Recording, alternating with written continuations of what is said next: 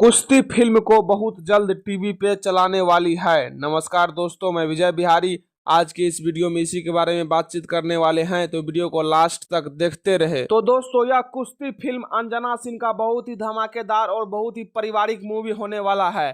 और इस मूवी में नजर आएंगे अंजना सिंह, प्रकाश जैस, देव सिंह और अमित शुक्ला और मनोज सिंह टाइगर भी इस फिल्म में नजर आएंगे।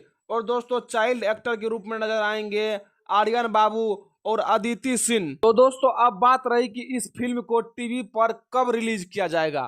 तो दोस्तों, मैं आप सभी को बता देना चाहता हूं कि कुश्ती फिल्म को 20 जून को संझिया 5 बजे इपिक भोजपुरी के टीवी चैनल पर रिलीज किया जाएगा। जी हाँ दोस्तों, कुश्ती फिल्म को संझिया 5 बजे मतलब कि 20 जून को संझिया 5 बजे इपिक भोजपुरी के चैनल पर इस फिल्म को रिलीज किया जाएगा। इपिक भोजपुरी मतलब वही फिल्मची भोजपुरी का नाम चेंज करके इपिक भोजपुरी रख दिया गया है अब। और दोस्तों, कुश्ती फिल्म के ट्रेलर को इपिक भोजपुरी के यूट्यूब चैनल पर रिलीज कर दिया गया है।